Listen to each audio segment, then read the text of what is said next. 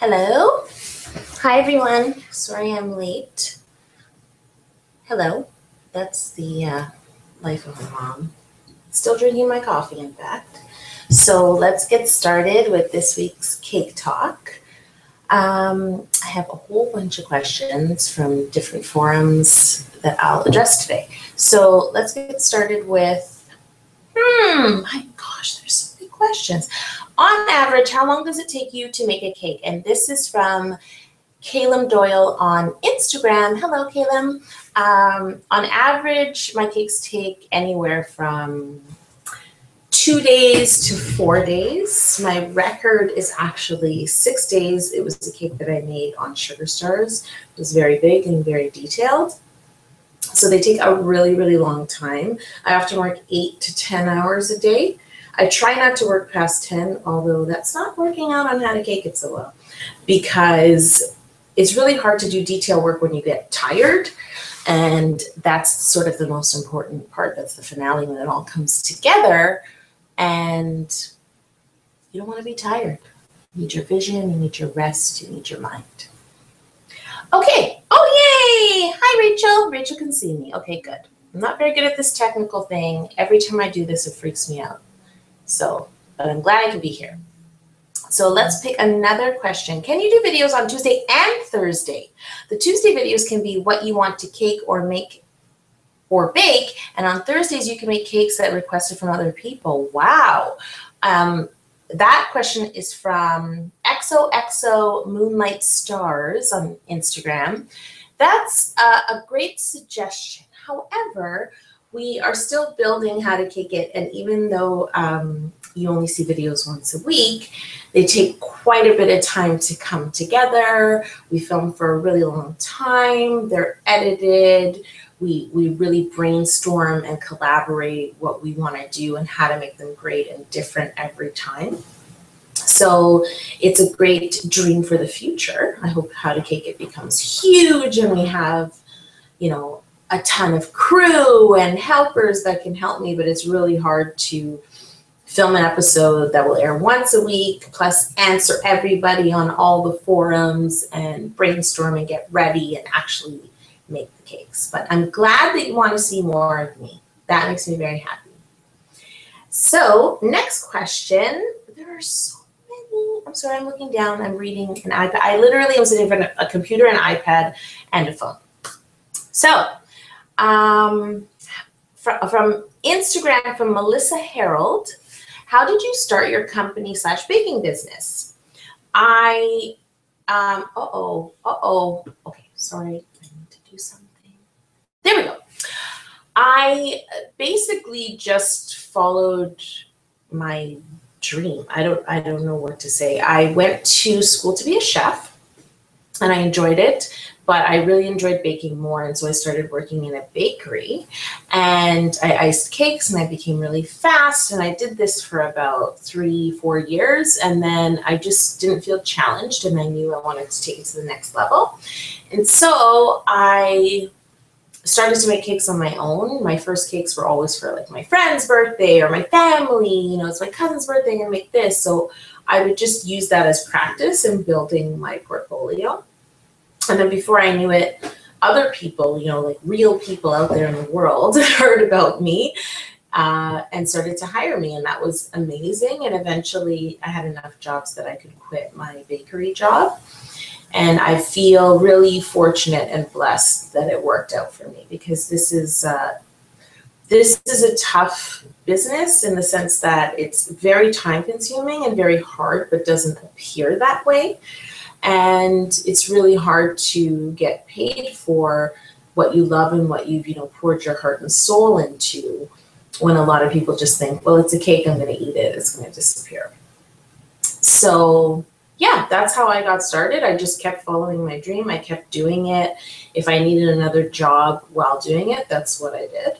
And it worked out, and I'm very lucky. And it led to Sugar Stars eventually, which is sort of another starting point for me, and letting a lot of people around the world hear about me and see my work who otherwise wouldn't have. Okay, next question. Let me see. Oh, wait, I should look at some of the questions on the side of the screen. Okay. Hi, Vidya. Are you trying to tell me that you skipped class to be here for Cake Talk? Is that what you're trying to tell me? I'm not going to condone that. I will say that I'm happy you're here. Okay. Can I start doing vlogs? We would love to see. Oh my gosh, this is happening so fast. We'd love to see your daily life. Whoa. I don't think I can handle vlogging at this moment. My daily life is really hectic. So it would be a lot of like fast motion, me running after a child. Yeah, blurry. I don't think it would work out at this point. So I'm trying to take one step at a time. In some weird way, this is a really new start for me, both career-wise and still believing that I'm somebody's mother. So yeah, so vlogging is on hold at the moment. Now, what's next? How did I get my first customer? This is from Masi Ahmed. I got my first customer through word of mouth, which I just said a moment ago. I had made a cake and somebody saw it at the party. And then she called me and said, you know, her friend's son was having a bar mitzvah and would I do a cake for that? And I said, absolutely. And that was my first sort of appointment because people would come to see me by appointment and we would discuss what they wanted, or sometimes I would do a little drawing for them. And from there, it was just amazing because word of mouth is such a great way for people to find you. I know we live in a world full of different communications that are all awesome, but word of mouth is great because if people have seen your work live, then they really believe in it.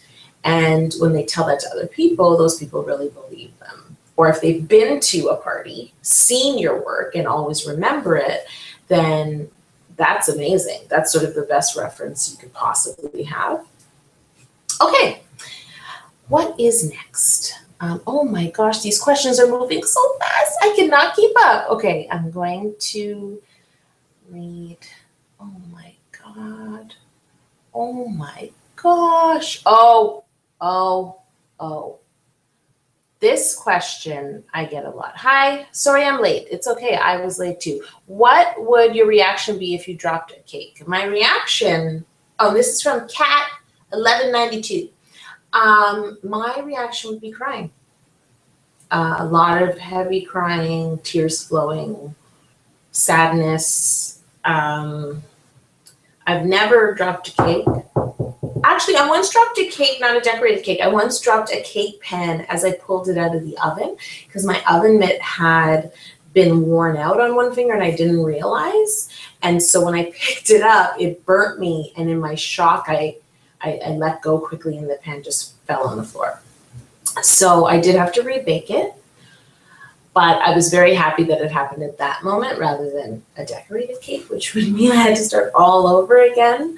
But my reaction would be pure sadness. I would be so sad, upset, and I'd never get over it. Okay, what's next? What's next? Oh my gosh, I just can't keep up. I cannot keep up. Okay, let me see. This question is from Amanda Shaw on Instagram. Do you have a shop where you sell cakes? No, I do not have a shop where I sell cakes.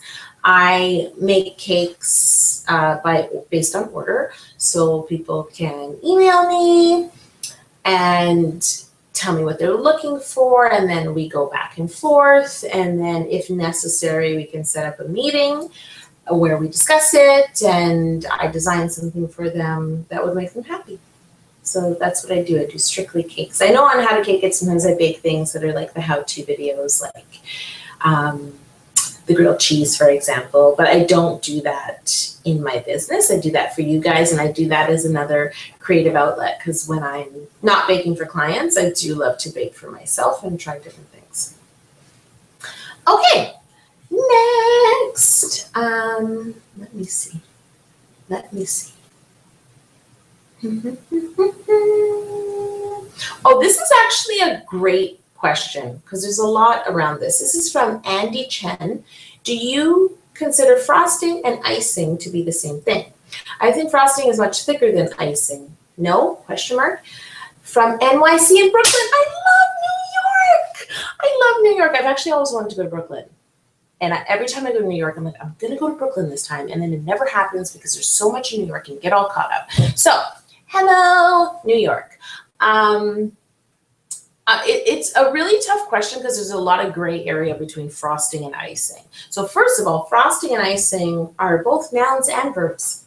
So it's a thing that you can make. And so you can make frosting to frost a cake, and you can make icing to ice a cake. And in some circumstances, I think they're the same thing. Like there are recipes for frosting and icing that are virtually the same thing. But then in other instances, that's not true. For example, royal icing, I would never refer to as a frosting. I'm not even sure why. And then there's the whole issue of buttercream, which I make Italian meringue buttercream to ice my cakes. Swiss meringue is very popular. Same set of ingredients, just a different method of making it. And then there's American buttercream, which does not involve meringue in any shape or form and has an icing sugar base, which is a lot like frosting. So I often get questions about buttercream and people saying, oh, my buttercream crusts over before I put the fondant, but all of those people are making American buttercream, which comes with a whole different set of ingredients, and it acts differently on a cake. So I definitely prefer meringue-based buttercreams. They're smoother, they're easier to manipulate, and although they are sweet, they're not as sweet as frosting. And when I think about frosting and fondant, that's a lot of sweetness on a cake. So I hope I have helped you, NYC. Oh, here's a good question. What are your thoughts on marzipan? Oh, it's you again, Andy. Marzipan is great. I mean, marzipan is what was used like before fondant. And if you're covering a fruit cake, you would do marzipan first and then fondant, or marzipan and then royal icing. I like the taste of marzipan. Some people don't. Obviously, there's a lot of issues nowadays with nut allergies, so then marzipan is a no-no. Marzipan is quite pricey. Not that fondant is cheap, but marzipan is pricey. And then because marzipan has like a cream-colored or beige-colored base, it's made out of almonds, coloring it is very different than coloring fondant, which starts out white. So it's a great medium. I just find a lot of people don't ask for it. A lot of people are concerned with nut allergies at this point in time. And yeah, but if you like it, you should absolutely use it. I hope that answers your question. Okay, now, what else can I ask? Okay, hold on, let me see. So many questions. Okay, oh, here's a good one. This is from Kamar's Cakes on Instagram. What are your thoughts on using pasteurized egg whites in the buttercream? I actually can't have many thoughts on that because here in Canada, that is the law. So I can only buy pasteurized eggs, unless, of course, I get a chicken in my backyard and have her lay them for me, which I don't think I'm going to do. So my buttercream is made with pasteurized egg whites. And I've been on a lot of forums online about this because different countries and different regions have different laws based around eggs and pasteurization and what you're allowed to do with them. So you should always check out, where you live and what the laws are and the regulations concerning health. Yeah, that's very important, especially if you're selling cakes. If you're making a cake for yourself and your friends, that's one thing, but if you're selling them, you need to be aware of like the health and safety regulations where you live. Okay, so what else? Oh, here we go, Melissa Harold. Oh, I think I answered, yes, I did. Another question from Melissa on Instagram. Is it just you in the business or do you have employees? It is just me. In my cake business, it's just me. I do everything from shopping for my ingredients, to baking the cakes, to icing them, to decorating them, to delivering them. My husband helps me there, but he's not quite an employee. And on how to cake it, I don't have employees. I have partners. We're all partners in this. So I have two producers, Connie and Jocelyn. Hello. And I have a great DP, Chet. You've heard Chet in the videos. He's filming me. Sometimes you see, he caught Walter this episode. That's Chet. And then I have great people like Rachel and Amy who help me and help alert me of things I need to do. They help me with this, like what I'm doing right now, because I use this. So I was just on the phone with Rachel and she tells me hit this button and turn this on. And yeah, so I'm old. Okay, so let me find another great question. This is from Steph. Oh, I hope I say your last name right. Cureo, please. I am 15 and I love to bake. People are already requesting cakes. Any advice? If you love to bake, then bake. That's my advice. And if they're requesting cakes, that is great. Absolutely make cakes if you have the time and if you can handle it. I wouldn't say stress yourself out because you want to keep loving this. So I'm a big believer in not biting off more than you can chew. So if you have other things going on, like school things, and you don't think you have the time, that's okay. Can't always say yes. And you want to enjoy it because enjoying it is what makes you good at it. So yeah, I say so a lot. I try not to do that here, but it's really hard. Okay, I just feel, I feel so comfortable. Okay, so from Kaylee, wow, Bjornstad. Are you from Scandinavia, Kaylee? I'm from Scandinavia. I have a tag in my map in Sweden. Okay. Oh, I just lost her question. How do you get people to request cakes? I've loved baking my whole life, and I make things for church and parties and stuff, but no one buys anything from me. Oh, that makes me really sad. When I first started baking, nobody bought anything from me either. I just baked by my own accord, and I would decide to bring things. Even now, I mean, I have less time now, but when I go hang out with friends, I always bake something and bring something. That's a big part of my personality. In fact, I think that's why I get invited so many places. Yeah, and I just kept doing it and putting it out there, and eventually people taste it and they ask. So I wish you good luck and don't give up your passion. Okay, there's so many questions on the side now. My gosh. Okay, hold on. Will you be doing, okay, this is from Lauren Mansfield. Will you be doing any more cake t-shirts? If you have any suggestions, let me know. You can write it below the YouTube video, on my Instagram, anywhere you like. Oh no, how did I lose? Okay, and can you do an episode on piping techniques? Wow.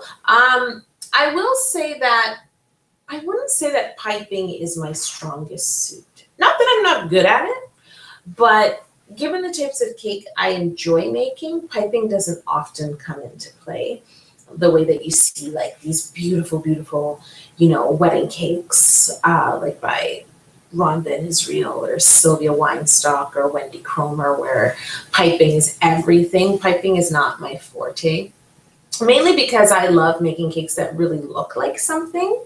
And I find when you pipe, that kind of distracts, because no matter what, look at my stack of books. If I made a cake that looked like a stack of books, I would always choose to do the lettering in a way that was much more flat to look more realistic rather than to pipe it on. I'm not saying no, but it's not planned at the moment. But if I can think of a cool way to work that in my style, I definitely will. Okay, so, and also let it be known that I'm a self-taught cake decorator, and that's a big part of the reason why. I think if you go to like cake decorating school, I'm pretty sure that piping is probably a big part of that, and probably in the beginning, and you do a lot of lessons, with parchment paper over a template, and you just keep piping and piping and piping and piping, whereas I completely taught myself to pipe just for the sake of writing on cakes. Yeah. But the best way to pipe, honestly, is to just get used to it, because there's such a feel for the bag, filling it too much, different frostings that you can pipe with, act differently. The best way to pipe is to practice. I find even when I am doing a cake with piping, I'll start off and I'll feel so shaky and unsure. And by the time I get all the way around, I can tell that my piping is already better because I've let go and relaxed and gone with the flow. Okay. Wow, wow, wow. Let me see. Okay, hi, my name is Ashley. Hi, Ashley.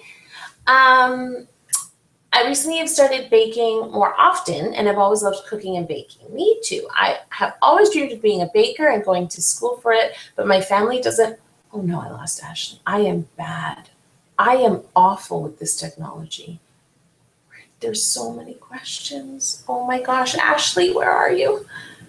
Ashley, this scroll button is dangerous. I need Ashley. I think it said that your family doesn't think it's a real career choice. I feel sad because I believe that having people believe in you who you love is a big part of being good at what you do. I can understand the caution though. I'm kind of half dreamer, half cautious. So I understand the caution because it is true that baking and cake decorating I'm making a luxury item. You know, people don't need, well, I think they need cakes, but they don't actually need cakes. So it's more saved for like special occasions. So I would say like me, I started off with a job and then baking on the side. And my job also happened to be baking, which was great because it helped me to learn and further my expertise. But I still didn't stop pursuing my dream on the side because I think sometimes in life when you get to do what you love, that's great. And even if that means doing it part-time and doing something else on the side, and often people have more than one thing they love, so there's nothing wrong with that.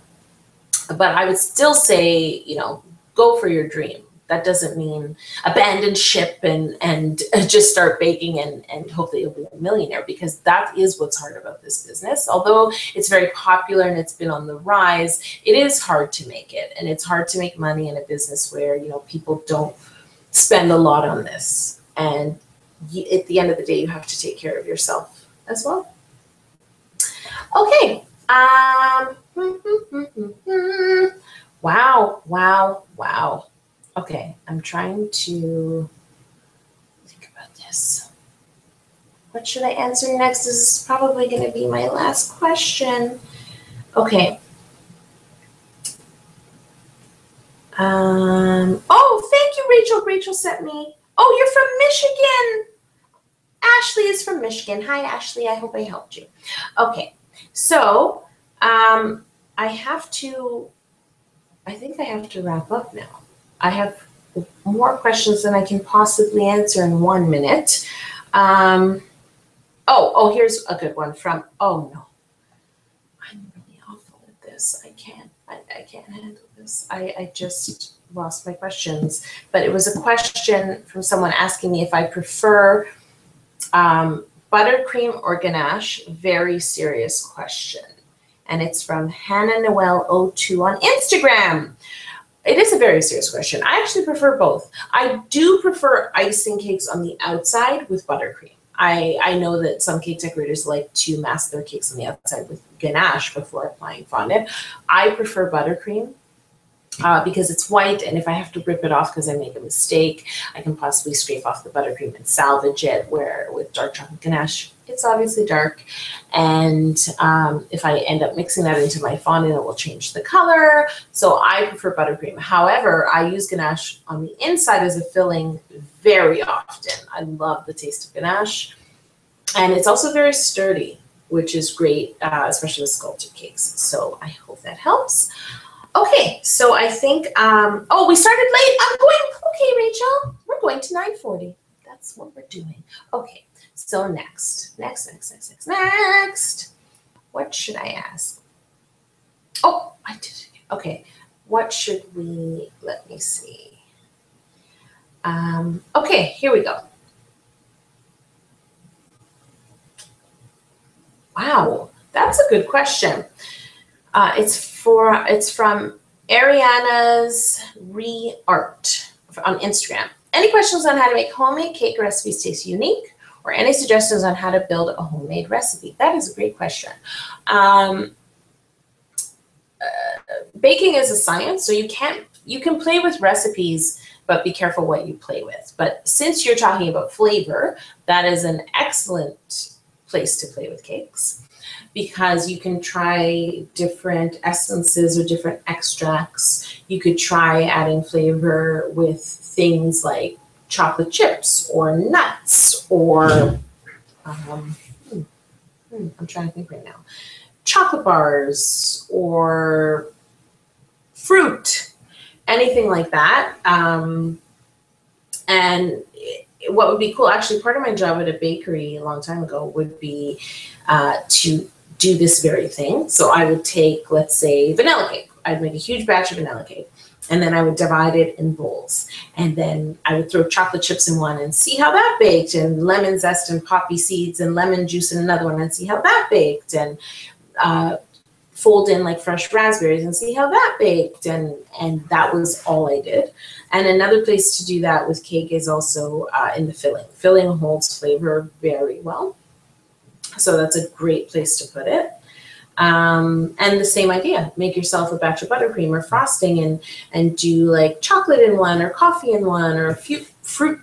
Why can't I ever say fruit puree? I have a real problem with that. But test it out and taste test it yourself and make different combinations and try them. That is the best way.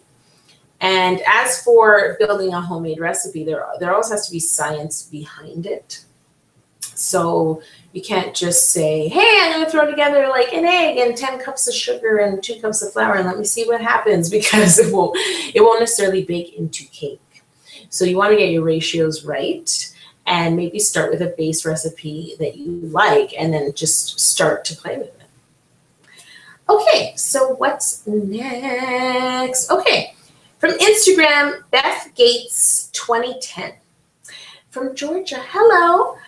I am a self-taught baker, me too, and I was wondering what you squirt on your cakes before you frost and layer them to keep them moist, and have you always done that? Is it different for different flavored cakes? Thank you, love your videos. Thank you, I love you. I squirt simple syrup. I get a lot of questions about this. It's simple syrup, and it's very simple. It's 1 part sugar with an equal part of water, so let's say it's 1 cup sugar, 1 cup water, boiled, cooled completely, and then you sprinkle that. I squirt it through, I have a simple syrup bottle.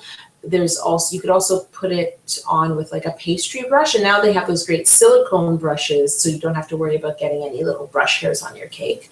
And this just helps keep the cakes moist. It's also another great area for flavor. This is actually used a lot in like European cakes. So I learned to do this in the bakeries that I worked at. So if you want a bit of a coffee flavoring or a bit of a rum flavoring, you can add that flavor to your simple syrup. And it's not overpowering, it's just subtle, and it just complements whatever is going on in your cake. Okay, and let me see what else. Oh, hi Yolanda. Did you know your name is Dutch? What? Do you mean my first name or my last name? Huh. Well, see, I always thought my first name was Greek. Now I have to look up names. No, I didn't know that, but I have been to the Netherlands. So hello. Okay. Oh no, I'm really bad at this. I feel awful. It's like when people have a heavy foot in the car. I have a heavy finger on my mouse, and it's dangerous. Okay. Let me see what I can answer next. Oh, Vidya's missing Rachel. Rachel's here, Vidya. She's here. She's texting me. I just took off the ding on my phone because it would literally be going off constantly. So she's here. You guys are here together. Okay, so what else can we... Hi. There's a lot of highs. Hi to everybody. Hi, Yolanda. Just wanted to give a shout out to a fellow T-Dog girl. Woohoo! From Cheryl Firebrace. Hello, Cheryl. I'm so happy that so many Torontonians are watching. I love this. I love this. Sometimes I run into people on the subway, and I love that. I'm always freaked out when they call me by name. Okay, so what else is next? Oh, Massey had plans with friends, but you canceled so you could watch and you don't regret it. Well, thank you. I'm glad that you're here. It's funny that you write that because I'm thinking you had plans with your friends at 9 o'clock in the morning, but it might not be 9 o'clock in the morning where you are. But if you do, that's fine. Maybe you're meeting up for coffee. Okay, here we go. Best flavor combinations and worst. By the way, you're a huge inspiration for me. From Hey There Charles or Hey There Charles. Best flavor combinations. Wow. Well, that's really a personal choice. I can tell you that I love a lot of things with chocolate. So I love chocolate banana because just the sweetness of the banana with the chocolate to me is just a perfect combination. I make that in my t-shirt cake. That is my favorite flavor and a lot of my clients' favorite flavors. I also love chocolate and coffee, but I love coffee and I make my buttercream with real coffee, not like a coffee compound or a coffee flavor. So I think that's a really nice combination as well. And I like a bit of ganache in there. So it's just sort of two types of chocolate and coffee. Sometimes I like to offer my clients also 3 different fillings in a cake. So I'll do like a chocolate cake and then I'll do kind of like my cake au lait. So I'll do a vanilla buttercream, a coffee buttercream, and a chocolate buttercream. And then it's like every bite is a new dimension. I love that. I'm more of a big fan of flavors that come from something real. So putting coffee in my buttercream or making a lemon curd or some kind of a fruit compound. I prefer that much more than using extracts. Although I do love vanilla extract and I only use vanilla from Grenada because it's the only place that vanilla should come from. And Madagascar, they grow a mean vanilla. I want to go to a vanilla field. I just put that on my bucket list right now. Okay, so what is the most, this is also from Hey There Charles, what is your most essential baking tool you think people should have? Wow. Wow. There's a few. I would say good pans. I'm not a fan of nonstick, sorry. I'm just not a fan because I don't think it's true. It's called nonstick and you still have to grease it or put parchment paper in it. So you're just making large claims. I also love a silicone baking mat, like a Silpat. Changed my life when they became available in Canada. I love them. Love them. They last a long time if you treat them right. And it's just great for, you know, if I have frozen cookie dough, throwing it in the oven. I even use it in cooking. I have one that I only use for cooking. If I like bake some salmon or something like that, I always use a silicone baking mat. Things like rubber spatulas and bowls and a mixer is incredible. A mixer opens up a lot of doors if you have a mixer. And I mean like a stand mixer. Hand mixers are great to start with, but a stand mixer offers a lot more power. So you can make things like Italian meringue buttercream. Okay, let me see what else there is. Okay, let me see. Where are we? Oh, it's 9:42. Okay, I'll answer one last. Oh my gosh, there's an Instagram Yolanda Gampp fans. I'm like, I asked myself a question. Wow, guys! Okay, so Yolanda Gampp fans want to know, how did your baking obsession start? Wow. So I'm going to credit my dad with that. My dad loved to bake. My father's from Germany, and actually in that country at that time, you'd have to pick a trade at a certain age. And he wanted to be a wrought iron sculptor, but his parents wanted him to be a baker because that was a better job. And so he was, and he ended up loving it. And so my dad always baked when I was a kid. My mom bakes too, but only very specific things like a West Indian fruit cake and coconut buns, very traditional to her culture. And my dad would bake things like apple fritters and donuts and bread, and he would even sometimes make bread dough and then roast meat inside the bread dough so that the bread dough would keep all the moisture of the meat inside of your roast. So I would definitely say my dad, and he always let me help him, and we always ate it together. And when I wanted to go to cooking school instead of university. It was my father who fully supported that. So yeah, I think that's where it started. And it helps that I have a sweet tooth. I can't imagine that there are bakers without a sweet tooth. That's like an oxymoron, right? So that's where it started. But I think it's time to, here's Rachel. Hi, Rachel. Everybody say hi to Rachel. I can't do this without Rachel. So, okay, so I'm going to wrap up. I'm so glad that you could all be here. I hope I was helpful. The next Cake Talk is in 2 weeks. I think that is, oh God, help me. I think that is August 13th. Please let me be right. If I'm wrong, it's going to be up on my Insta, my Facebook. You will all know. And I hope you can be here again. And thanks for watching How to Cake It. And I can't wait for you to see you in the next episode.